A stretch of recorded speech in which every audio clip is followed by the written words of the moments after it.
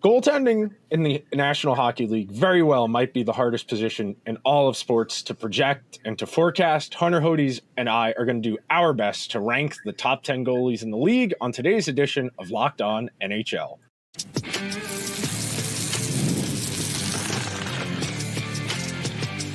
You're Locked On NHL, your daily podcast on the National Hockey League. Part of the Locked On Podcast Network, your team every day.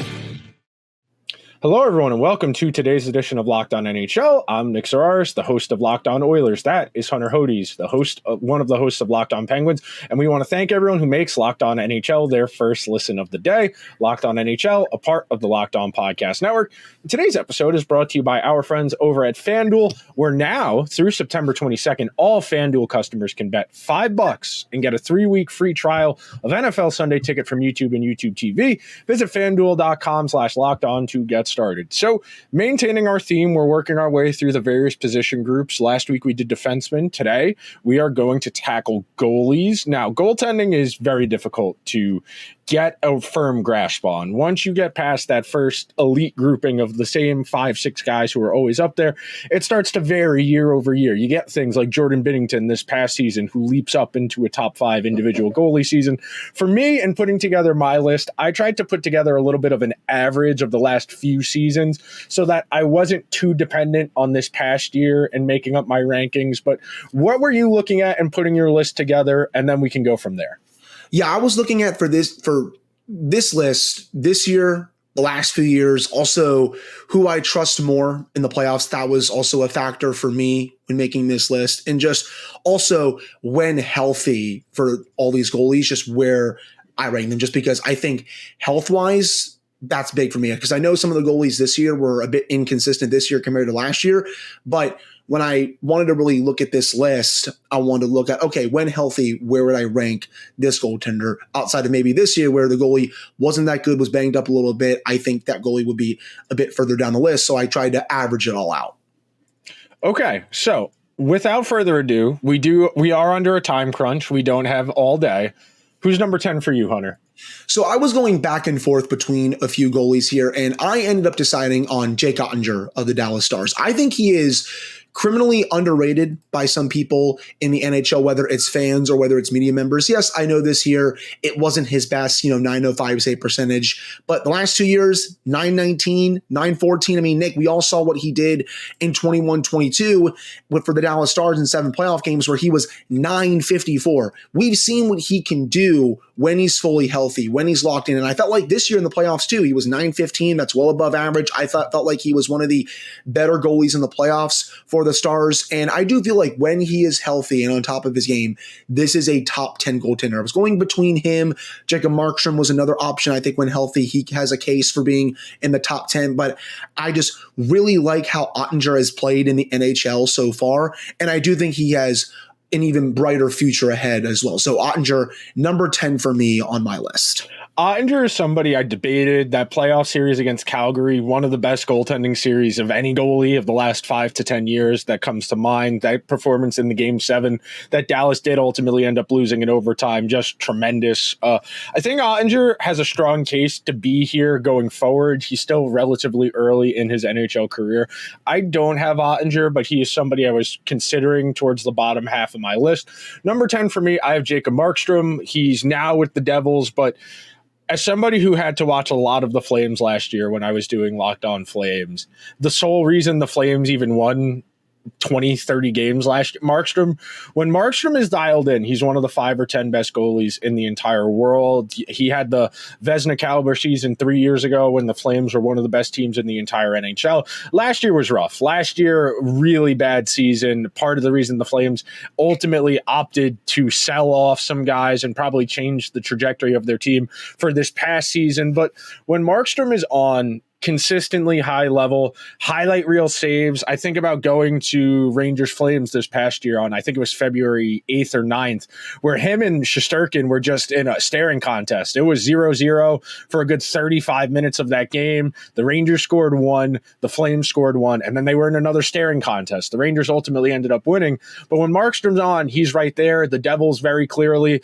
believe he can be their guy. I'm very curious to see how the fit goes. That is something that we probably should mention when we're talking about goalie rankings is the fit matters a lot. Just because Linus Ullmark, who is on both our lists and is coming up at some point, had a great year with the Bruins last year, doesn't necessarily mean he's going to be great with Ottawa. I mean, it's funny you say that, Nick, because Linus Ullmark is next on my list at number 9. And I agree, just because with Ottawa, and it feels like they have such a curse with goaltending these last several years. We all know how great Ullmark has been the last few years with Boston. And honestly, this goes back even further than his time with Boston. Even when he was in Buffalo, I was saying, hey, there's a pretty sound goalie here. I mean, heck, during the 1920 season, 9-15 goalie. The year after that in 20 games in 2020-21, 9-17 goalie. I'm like, hey, some teams should maybe try and poaching him off the Sabres, considering that he's putting up these type of numbers with the Sabres. And sure enough, the Bruins get him. And he's been great the last 3 years, 9-17 and 21-22. Last season, not this past season, but the season before, he was 938, by far the best season of his career. Then this year, 915 overall. You look at goal saved above expected this year, number 7 at 14.8 goal saved above expected. That's top 10 among all goaltenders in the league. He formed a great 1-2 punch with Jeremy Swayman. I do think when the Bruins won the President's Trophy during the 22-23 season, they probably should have taken Ullmark out a little earlier in that series. I think if they did, Swayman potentially could have won that series, but that's neither here nor there. I understand why they were keeping Ullmark and considering how great he was that year, but I think after some of his maybe earlier struggles in that series, maybe I would have gone to Swayman a bit earlier. But I think Ullmark, I do think he's going to do a good job in Ottawa, maybe not as good as he was in Boston, but he still comes in number 9 on my list. One of the more consistent goalies in the NHL, especially these last few years. Yeah, the Bruins have had historically, they've done a nice job of scouting that position. They've consistently found guys. You remember Ullmark was in the Buffalo system. Yeah. They identified him as, okay, this will be our long-term Tuukka Rask replacement. And then Jeremy Swayman kind of forced his way into the Bruins' plans. I'll be very curious to see how Ullmark translates to a team that isn't as defense-oriented as the Bruins. Number 9 for me, I have Ilya Sorokin. If we were doing this show last year, I probably would have had Sorokin like 3 or 4. I have Sorokin this low because I need to see what he looks like in a Patrick Waugh Islanders team. And very clearly, there was more comfort and familiarity for Waugh with Varlamov. And Varlamov was genuinely good down the stretch for the Islanders last year. Part of the reason they were able to work their way into the playoffs. He should have won the Vezina 2 years ago. I stand by that. He had a better season than Ullmark. He was more important to the Islanders' success than Ullmark was to the Bruins' success.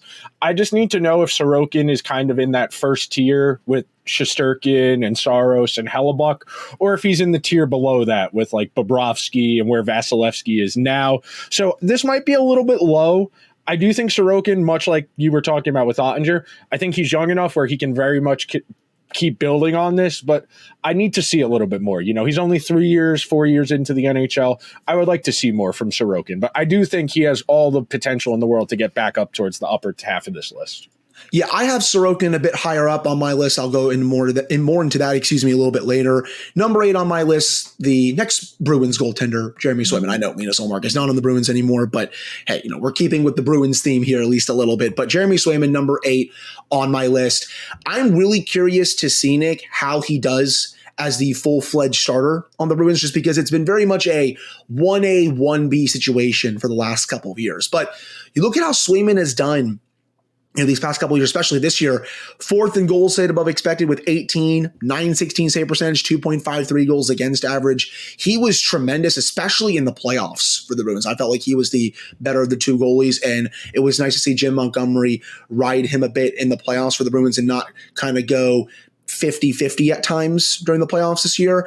I do think he has it in him to be a consistent, 50, 52, 53 star goaltender. I think if you're going any more than that at this point, you're probably asking for trouble. I think the days are gone where you're going to see a starting goalie that is start maybe 60, 62 games. But if Swayman's getting, 50, 52, I think that's fine for him. But I think he has a lot more room to grow as well. I know they haven't fully decided on his next contract. I think he's obviously going to get paid, but I do think he has a very bright future ahead of him as well. I'm excited to see what he can do now as the true number 1 in Boston. All right, I'm going to sneak in my number 7 here right before the break, but I have Bob here. I have Sergei Bobrovsky at number 7. I think Bob's last 2 playoffs kind of buoy a lot of this ranking because his regular seasons have been fine. They haven't been outstanding, but he was great for them 2 years ago in getting them to the final when they lost to Vegas. And this past year, when he needed to be, he was really good. In that Rangers series, he was great. And he was one of the real difference makers for Florida in that series. I think Bob, with the way he's played over the last 2 seasons, getting another Vezina nomination, finally getting a Stanley Cup, I do think Bob has played himself into the Hall of Fame. I think he's consistently been an upper echelon goalie over the last 5 to 10 years. I think it's very funny that we're, 13, 14 years later, and the Flyers still don't have a solidified number 1 goalie because they gave up on Sergei Bobrovsky a little bit too early to roll with Steve Mason and Ilya Bryzgalov. So it's just funny how hockey works out like that. There's no guarantee Bob would have been this good if he stayed with the Flyers, but he's put together a really, really solid NHL career. That'll do it for our first segment. When we come back, we'll keep making our way through the middle of our lists, so be sure to stick around to this edition of Locked On NHL, where we've got your team covered every day. You've heard us talk a lot about FanDuel, America's number 1 sportsbook. Well, we have something a little different for you now. Now through September 22nd, all FanDuel customers can bet $5 and get a 3-week free trial of NFL Sunday Ticket from YouTube and YouTube TV. Then with a YouTube TV base plan, you'll be able to watch every regular season Sunday afternoon at a market game. All you need is a Google account and a current form of payment, and you can cancel anytime. If you're like me and you're itching for some football to come back, we start the season, week 1, first game. Baltimore Ravens, Lamar Jackson, defending NFL MVP, going to Arrowhead to play Patrick Mahomes and the defending Super Bowl champion Chiefs, the Chiefs 3-point favorites. And we get Friday football that week. The Packers playing the Eagles in Brazil. The Eagles are 2.5-point favorites. The game I am most excited for week 1, though. Anthony Richardson's return to the NFL after only playing 4 games last year to injury. The Colts hosting C.J. Stroud, coming off of one of the best rookie QB seasons ever. The Texans are 1.5-point road favorites. If you want to get in on the action, go visit FanDuel.com/lockedon to download America's number 1 sportsbook. Thank you for making Locked On NHL your first listen of the day. For your second listen, enjoy one of the other national Locked On podcasts, whether it be NBA, MLB, or NFL. The national shows provide a perspective on all things, covering every single aspect of the league with national experts and local insights on every single team. Available on YouTube wherever you get your podcast, part of the Locked On Podcast Network, your team every day. Number 6, Hunter, what do we got? Well, I'm on number 7. Did you have number 8 as Sergei Bobrovsky, or did you jump the gun? I got in Markstrom, Sorokin, Bob. You got in Ottinger, Ullmark, Swayman.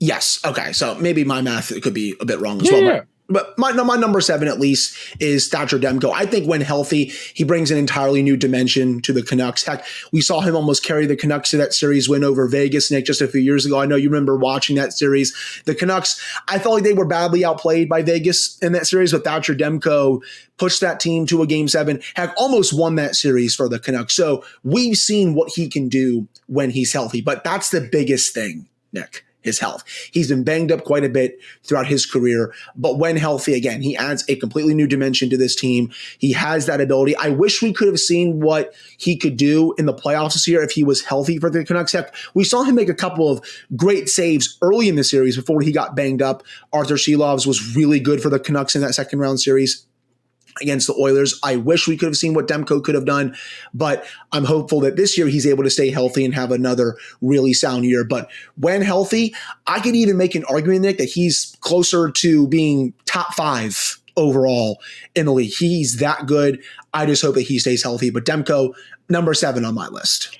I have Demko in the same spot as well. I know there's a bit of speculation floating around that his rehab this summer hasn't been going as well as expected, that there are question marks as to whether or not he's going to be able to start the season on time for the Canucks. But when he's healthy, Demko is an upper echelon goalie. When we did our Vezina ballots during the season, I had him second or third. I forget. I think I had him second.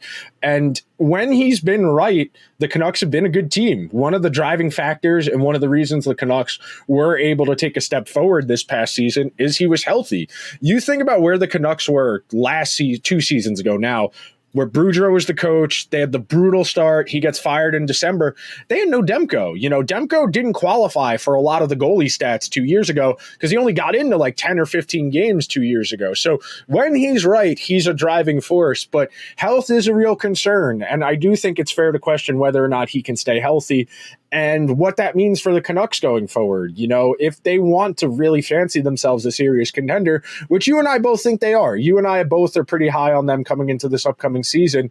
They're going to need Demko to be right, because when he's right, he is in that class with the Hellebucks and the Sorokins and the Zararises of the world. He is that good. You mentioned that series against the Golden Knights in the bubble 4 years ago now. One of the very similar to Jake Ottinger, where it was him against the world, where it was Jon Snow at the battle of the B words that I can't say on a family program, and everybody storming at him, but Demko held the line. Yeah, no, he was tremendous in that series, and I just really hope that he's able to stay fully healthy this year. Number 6 on my list, Sergei Bobrovsky. I feel like this has changed so much for me over the years, because at times I've said, oh yeah, full-fledged top 5 goaltender. And then for a couple of years, Nick, he kind of just falls off the face of the earth a little bit and just has a couple of really kind of meh years. But then these last 2 years, he's been one of the best goaltenders in the world, especially in the playoffs. Number 6 for me, Sergei Bobrovsky. It really helped the Panthers win the Stanley Cup this year. In my opinion, I think he's a first ballot Hall of Famer with everything he's accomplished in his career. And I mean, he was just great in the playoffs, especially this year, where he was making 10 bell save after 10 bell save when the Panthers were under pressure. I know that wasn't too often in this year's playoffs just because the Panthers carried play so often, but especially in that series against Edmonton where the Oilers were really pushing back, I felt like Bobrovsky was there quite often, at least early in that series, to make some big saves. But he was also great in the playoffs last year for the Panthers when they went to the Stanley Cup final. I mean, really, no one, I think, predicted him to be that good in those playoffs just because of the regular season that he had, where he was kind of just, average to a bit below average. But in the playoffs, he's been very clutch for this Panthers team. And that's kind of a gun against what he did with the Blue Jackets, where he really wasn't that clutch for the Blue Jackets in the playoffs when he was there. Now with the Panthers, it's completely turned on its opposite head. So number 6 for me, Sergei Bobrovsky, again, first ballot Hall of Famer, and he'll have a chance to get potentially into the top 5 if he has another really strong year this year. Bob is hard. There are a lot of goalies, and this is kind of the state of the position where we talk a lot about. I don't know if you necessarily need to be, Shesterkin or Hellebuyck, but you need to be able to play like a top 5 goalie at points. Nobody thinks Adin Hill is a top 5 goalie in the NHL. He played like one for a month and a half 2 years ago, and that's what got Vegas over the hill. Next up for me, I have Jeremy Swayman. This is somebody who has really kind of forced his way into the Bruins' plans. You think about where the Bruins were that first season, they traded for Ullmark, where Ullmark really struggled out of the gate. Swayman kind of came in relief of Ullmark, really kind of solidified himself as, okay, at the very least, he's a tandem goalie. You saw this past season him kind of usurp Ullmark in that pecking order. He's on a team that is defense first, that's going to make his life a little bit easier than some of the other goalies we're going to talk about coming up. A pretty good puck handler for a goalie, something that's useful in terms of breakouts, that type of thing. I think Swayman is unfortunately going to be doomed by playing for a team with a capped ceiling, which may or may not hurt his trajectory long term. The Bruins are kind of a win now team, even though he's a younger player. So I'll be very curious to see how things shake out for him. You can sneak in one more before we go to break. Yeah, so basically starting my top 5 now. Number 5, I have Ilya Sorokin. I am very bullish on him going forward. I know he had a bit of a rough year this past year. He was kind of, I wouldn't say benched, but I think outplayed by Semyon Varlamov, especially down the stretch and into the playoffs. But before this season, which was 909, which is, still, right around league average, a little bit above league average, he was over 920 the previous 2 seasons. And as you said, Nick, he definitely could have won the Vezina a couple of years ago with how good he was for that Islanders team. They have him under contract for that long-term deal. I do think he's going to get back to that form that we've seen throughout his career, where he's a consistent, 920, 922 goaltender. He's always positionally sound in his net. I also feel like he's a pretty sound puck mover from behind the net as well. He's been great since coming into the league, and I do feel like he's going to continue being a top 5 goaltender in the league. So I know you had him a bit lower on your list. I have him number 5 on mine considering what he's done. I know, again, this year, not his best, but I feel like with a full offseason to kind of just put last season in the past, he's going to get back to form this year and moving forward. I'll be very curious to see what happens with Sorokin. The Islanders underwent a serious change when they replaced Lane Lambert with Patrick Waugh, the way they play, their philosophy. I'll be curious to see how that sticks. Next up for me, I have Andrei Vasilevsky. We very well might be in the swan song of Andrei Vasilevsky. He may be kind of on the beginning of the decline of his peak, but until he's done, you got to give the respect for the resume. He's coming off of a serious injury last year. Didn't start his season till mid-December, coming off of a lower back surgery. So I am inclined to believe that if you give Vasilevsky a full off season, you get further and further away from that surgery. You get closer to 18, 24 months removed from back surgery. We'll see. You know, that's a really, it's not quite the level of like a hip surgery for a goalie, but a back surgery for a goalie really does impact mobility. So I'm very curious to see how this upcoming season shakes out for him on an individual basis, because we can be honest, his numbers last year were not great. He only played 40-something games, mediocre save percentage, below average goals saved above expected. But coming off of a serious injury, it usually takes guys, a year or so to get to start feeling like themselves again.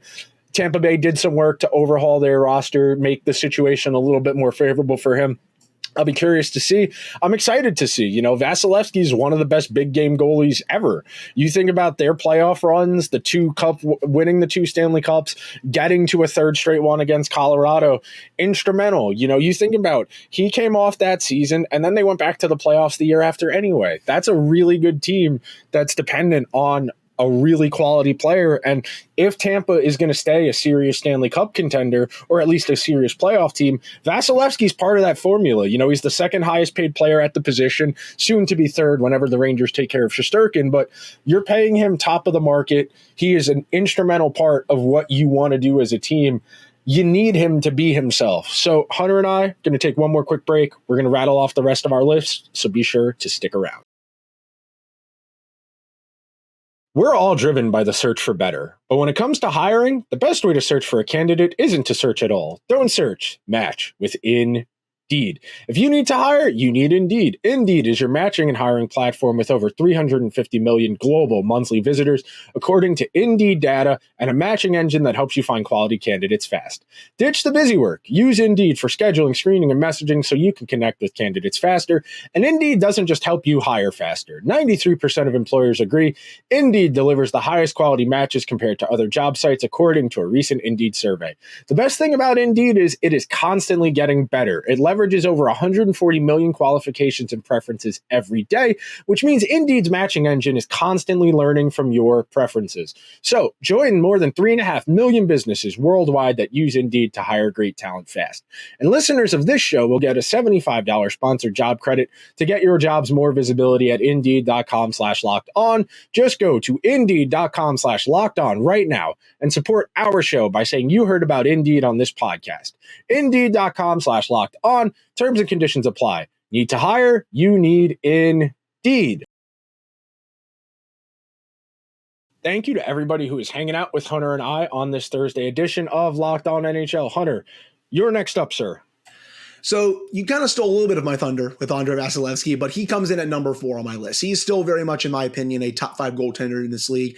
He's not, I feel like, what he quote unquote used to be. I think a couple of years ago, he was the best goaltender on the planet, but he still is one of the best in the league. And you're right, Nick, only a 900 save percentage this past year, 2.90 goals against average. But before that, 915, 916, 925. He's always been a consistently great goaltender. And that's the main reason why I still have him number 4 on my list. Also, one of the best clutch goaltenders of this generation. I still think right now, and this could be a hot take to some people, I totally understand it.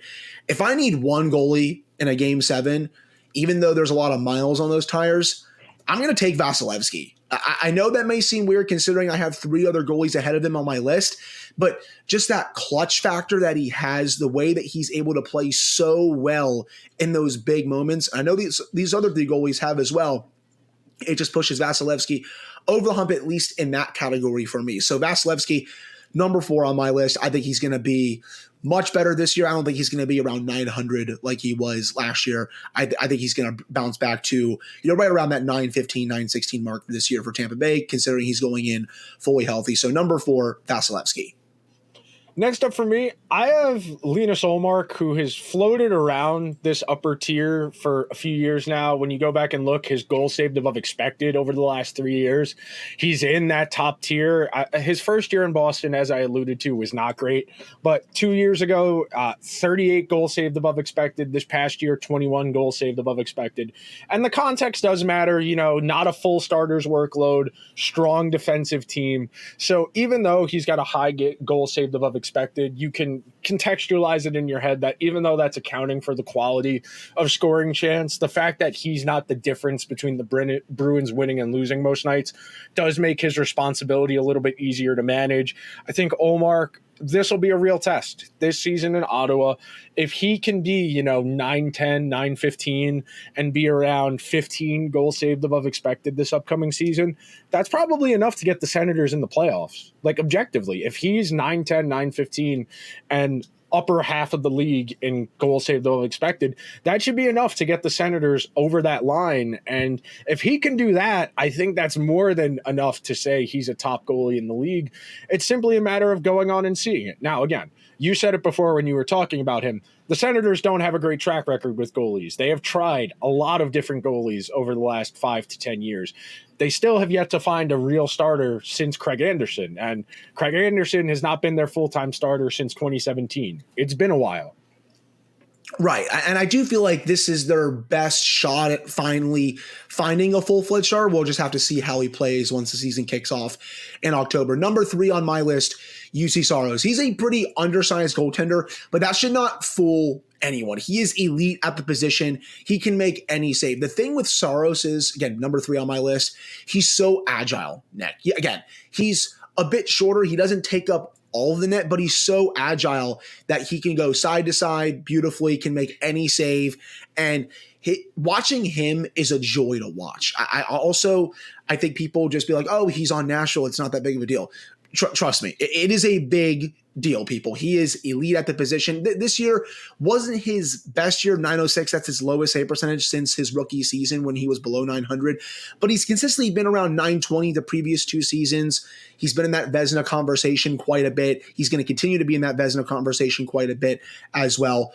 Top 3 goaltender in the league. You could even argue him being number 2, I think, on this list, maybe even number 1 by some metrics, but Saros comes in number 3 overall. He is a treat to watch when he's on.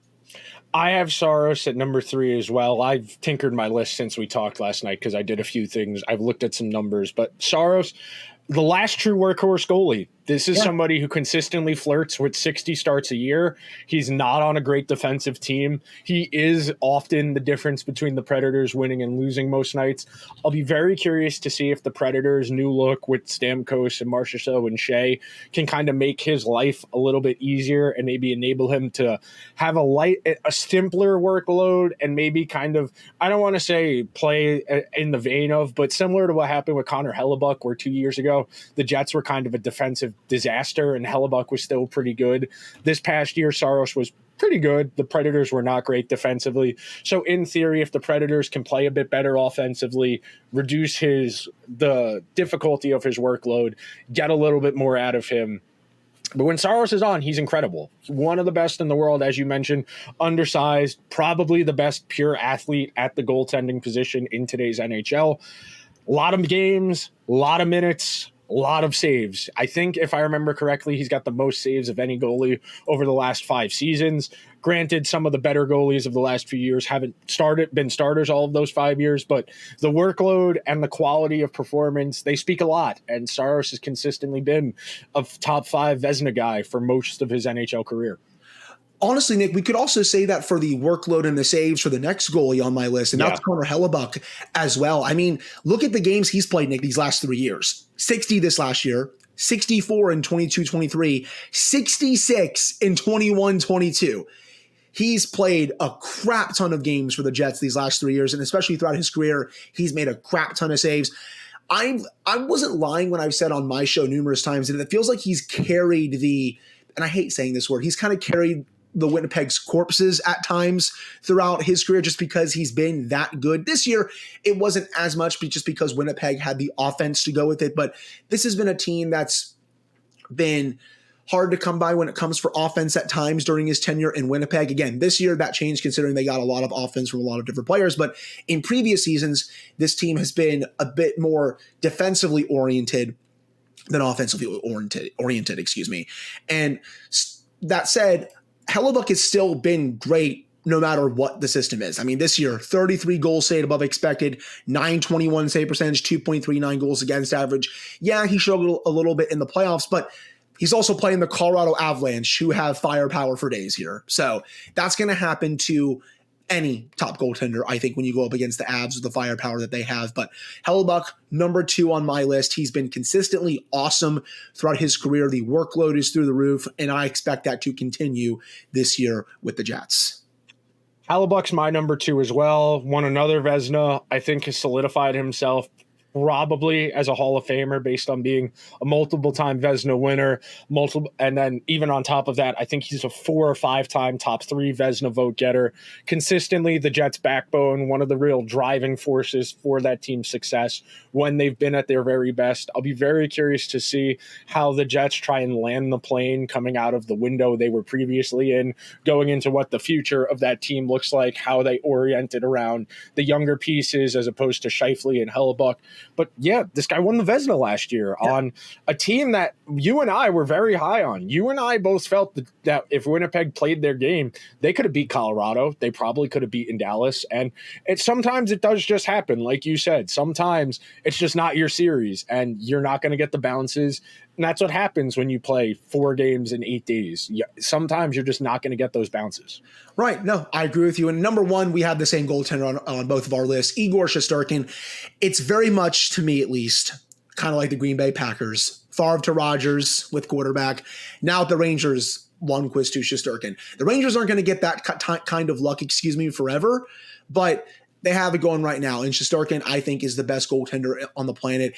I feel like he's gotten a bit unlucky in terms of some of the other players on his team not performing up to par to where he's been in playoff series. Because you look at that series against the Devils, Nick, he was fantastic, especially in that Game 7, but no one really wanted to show up in the Game 7 outside of Shesterkin. And then this year against the Panthers, he was great throughout that series, especially in Game 7, but it felt like no one else really wanted to show up. It's kind of similar to Henrik Lundqvist a little bit, where he was also consistently awesome in the playoffs, but some of the other players just didn't fully want to show up at times, especially late in series. But again, he's been great. And you look at his playoff save percentage overall, 928. He is clutch when it matters.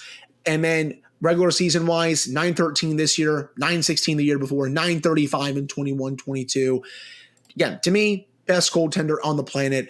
And it's going to be, I think, a crime if they don't get him a Stanley Cup, but I also kind of felt the same way about Henrik Lundqvist overall when he was the goaltender for the Rangers. So we'll have to see what happens with that, but Shesterkin, number 1 on my list. Instead of just reading the stats like Hunter just did, I'm going to give you an anecdote that'll speak to how good Shesterkin is. So 9 years ago now, I remember going into that Game 7 against Tampa Bay. That was the day before my high school graduation. And I walked into the auditorium, and one of the teachers, who's a Devils fan, came up to me, goes, "How you feel about tonight?" I go, "Look, they won Game 6, and Lundqvist gave up 4 goals.